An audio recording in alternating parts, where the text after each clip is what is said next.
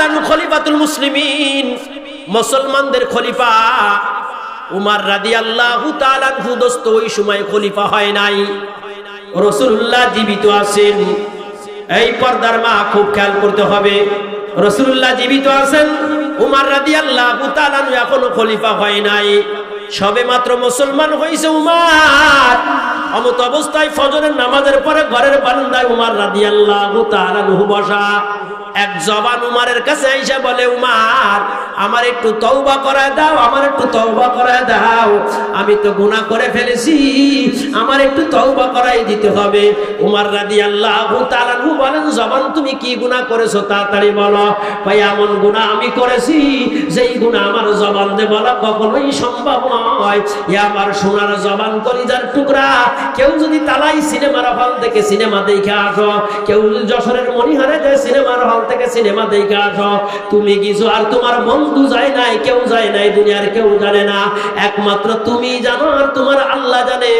ওই সিনেমার হল থেকে সিনেমা দেখে আইসা এলাকার চার দোকানে বসে গল্প দেওয়া তোমার জন্য ঠিক নয়, কারণ যেই দোকানে বসে গল্প দিবা ওই দোকান কাল কিয়ামতের ময়দানে তোমার বিরুদ্ধে সাক্ষী দেবে, ওই জায়গা তোমার বিরুদ্ধে সাক্ষী দিবে, ওই বন্ধু তোমার বিরুদ্ধে সাক্ষী দেবে।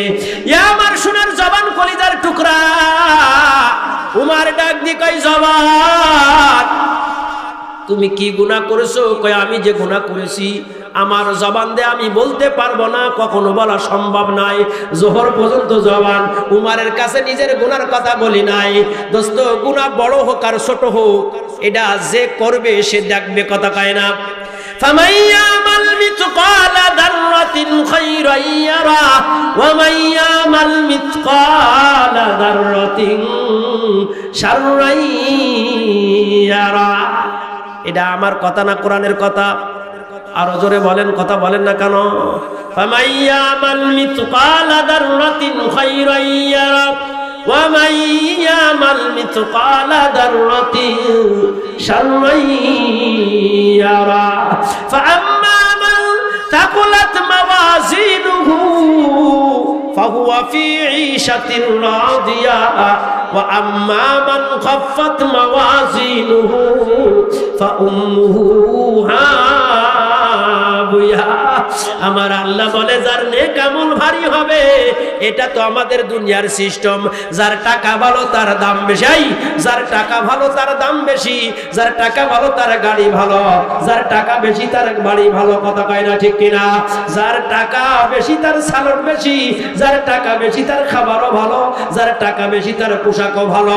এটা যদি আমি আপনি বিশ্বাস করিনি, দুনিয়ায় যার টাকা বেশি তার সালটও বেশি, দুনিয়ায় যার টাকা বেশি তার গাড়ি ভালো, সবই ভালো, ঠিক আখিরাতে যার সব বেশি হবে তার সবগুলো ভালো হবে, আর আখিরাতে যার সব কম হবে ওর মতো হতভাগার কপাল পুরা ওই ময়দানে আর কেউ হবে না, কথা বলেন ঠিক কিনা? দুনিয়া আমরা সিস্টেম অনুযায়ী আসি, যার টাকা বেশি তার সব ভালো।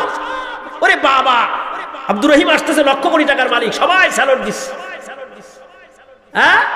আর একজন বেঈমান, সুদখোর, ঘুষখোর, টাকাওয়ালা মারা গেলে স্কুলের মাঠে মানুষকে মানুষ হয়ে যায়, আর মসজিদের মুয়াজ্জিন মারা গেলে 4 জন লোক হয়।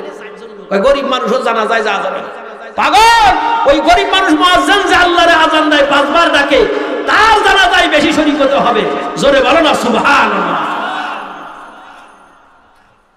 ওয়া আসহাবুল ইয়ামিন মা আসহাবুল ইয়ামিন ওয়া আসহাবুশ শিমাল মা আসহাবুশ শিমাল।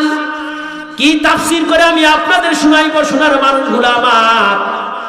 ডানপন্থী যারা হবে আল্লাহ তাদেরকে জান্নাতের বিছানা বিছায় দিবে, বামপন্থী যারা হবে তাদেরকে আগুনের বিছানা বিছাই দেওয়া হবে। এই জন্য ডানপন্থী মানে হলো যারা ভালো কাজ করবে, আল্লাহরে ডাকবে, আল্লাহরে ভয় করবে। জোহর পর্যন্ত উমরের কাছে জবান নিজের গুনার কথা বলি নাই, জোহরের নামাজের পরে জবান রে উমর রাদিয়াল্লাহু তাআলা রাসূলুল্লাহর দরবারে লয়ে গেছে। ইয়া রাসূলুল্লাহ, ইয়া হাবিবাল্লাহ, এই জবান কি গুনাহ করেছে আমার কাছে স্বীকার যেতে চায় না। আল্লাহর নবী ডাক দিয়ে কয়, এ জবান তুমি কি গুনাহ করেছো, তাড়াতাড়ি তুমি আমার কাছে বলো। ওই জবান কয়, নবী আমি যে গুনাহ করেছি আপনার কাছেও বলতে আমার লজ্জা লাগে। আসরের নামাজ হয়ে গেল, জবান আল্লাহর নবীর কাছে ডাক দিয়ে কয়, ইয়া রাসূলুল্লাহ আমি যদি না বলি আপনি কেমন করে আমারে তওবা করাইবেন? ইয়া আমার ডাঙ্গা নলতার সোনার মানুষগুলা, আল্লাহর নবী ডাক দিয়ে কয়, ইয়া রাসূলুল্লাহ ইয়া হাবিবাল্লাহ আমার গুনাহ হলো আমার এলাকায় যখন কোনো মানুষ মারা যায় ওই মানুষের যখন দাফন কাফন করে মানুষগুলো ঘরে চলে আসে, আমি রাত 12টার সময় গোরস্থানে যাইয়া কবরের মাটিগুলো সরাইয়া আমি কাফনের কাপড় চুরি কইরা কইরা বিক্রয় করি। ইয়া রাসূলুল্লাহ এই গুনার জন্য আমি আপনার কাছে তওবা করার জন্য আসি নাই। নবী গো আমার বাড়ির পাশে আমার এক চাচতো বোন ছিল, ওই চাচতো বোনের সাথে আমার প্রেম আর ভালোবাসা ছিল। এদিকে তাকান, প্রেম প্রীত করা জায়েজ না, ভালো না খারাপ? কথা কয় না কান, কথা কচ্ছে না কান? প্রেম প্রীত করা, চাচতো বোনের সাথে প্রেম প্রীত করা যায়, কথা কয় না? এই চাচতো বোনকে দেখা দেয়া জায়েজ আছে? চাচতো বোনকে দেখা দেওয়া জায়েজ নাই। পর্দার মা গো আমার, মামাতো বোনকে দেখা দেওয়া জায়েজ নাই, খালাতো বোনকে দেখা দেওয়া জায়েজ নাই, ফুফাতো বোনকে দেখা দেওয়া জায়েজ নাই। কারণ এগুলোকে বিয়ে করা জায়েজ আছে, কথা কয় না ঠিক কিনা বাবা? যাদেরকে বিয়ে করা জায়েজ তাদের সাথে দেখা দেওয়া জায়েজ নাই, যাদের সাথে দেখা দেওয়া জায়েজ তাদেরকে বিয়ে করা না জায়েজ। এখন তো আমরা চাচতো বোন, খালাতো বোন, মামাতো বোন নিজের ভাবি সব আমরা আপন বানায় নিছি রে পর্দার মা। ও পর্দার মা গো, তওবা করে নাও, আর খালাতো ভাইয়ের সামনে যাব না, মামাতো ভাইয়ের সামনে যাব না, আর দেওরের সামনে যাব না, আর ফুফাতো ভাইয়ের সামনে যাব না। এ আমার পর্দার মা গো, বুরকা ছাড়া রাস্তায় বের হবে না। আল্লাহ চাহে তো তোমার পেট থেকে আল্লাহ দিনদার বাচ্চা বের করে দিবে। একটু জোরে বলা যাবে না সুবহানাল্লাহ? ইয়া রাসূলুল্লাহ ইয়া হাবিবাল্লাহ আমার চাচতো বোনের সাথে আমার প্রেম আর ভালোবাসা ছিল। ইয়া রাসূলুল্লাহ আমার চাচতো বোনের সাথে আমার প্রেম আর ভালোবাসা।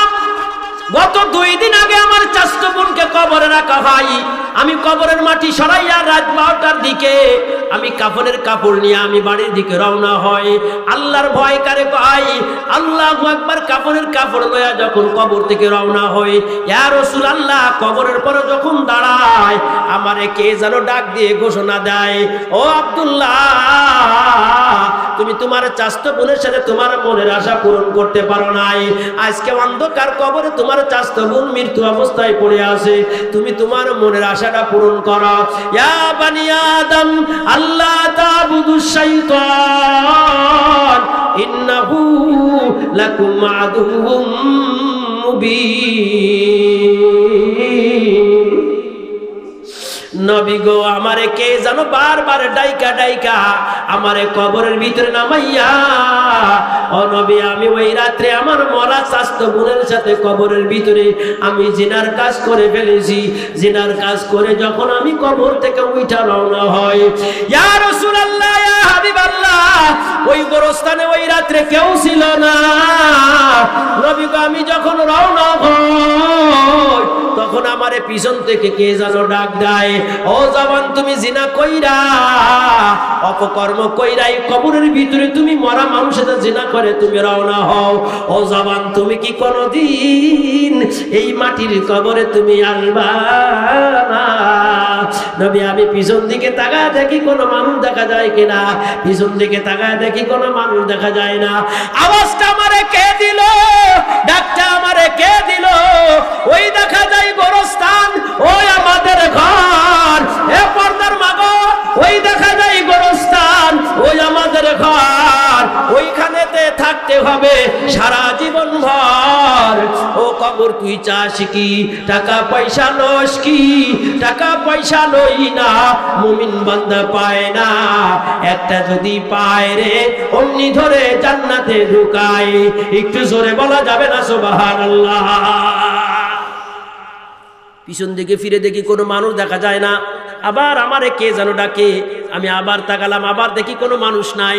নবী গত রাত্রে এই অবস্থা দেখা আমার দিলের ভিতরে আল্লাহর ভয় জমছে। আর জীবনে কাফনের কাপড় চুরি করব না, আর জীবনে কোনোদিন প্রেম প্রীত করব না, আর জীবনে জিনা করব না। ইয়া রাসূলুল্লাহ আপনি আমারে কয় তোমার মতো গুনাহগার বান্দার তওবা আমার কাছে হবে না, তোমার মতো গুনাহগার বান্দার তওবা আমার কাছে হবে না। আল্লাহর নবী মুহাম্মদুর রাসূলুল্লাহ সাল্লাল্লাহু আলাইহি ওয়াসাল্লাম ডাক দিয়ে বলে, তুমি তাড়াতাড়ি মসজিদে নববীর থেকে বাইর হয়ে যাও। ওই বান্দা মসজিদে নববীর থেকে বাইর হয়ে গেল। আল্লাহ মসজিদে নববীর দরজায় একদিন, দুই দিন, তিন দিন নাই, একাধারে মসজিদে নববীর দরজায় এ জবান কলিজার টুকরা 40 দিন আল্লাহর বান্দা কান্নাকাটি শুরু করে দেয়। 40 দিন যখন পূর্ণ হয়ে গেল, আল্লাহ জিবরাইলকে ডাক দিয়ে কয়, জিবরাইল তুমি একটা কোরআনের আয়াত লয়ে যাও। কুল ইয়া ইবাদিয়াল্লাযীনা আসরাফু আলা আনফুসিহিম লা তাকনাতু মির রাহমাতিল্লাহ ইন্নাল্লাহা ইয়াগফিরুয যুনুবা জামিআ ইন্নাহু হুয়াল গফুরুর রহিম। ও জিবরাইল তুমি আমার নবীর কাছে কোরআনের আয়াত লয়ে যাও, আয়াত নিয়ে বলে দাও, যেই জবান মসজিদে নববীর দরজায় 40 দিন বসে কান্নাকাটি করে, ওই জবানের চোখের পানি, ওই জবানের দিলের ভিতরে আমি আল্লাহর ভয় ঢুকছে, ওই জবানের চোখের পানি আর আমি আল্লাহর ভয় আমার কাছে বড় ভালো লাগেছে।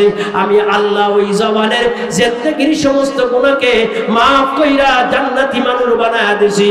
একটু জোরে বলা যাবে না সুবহানাল্লাহ?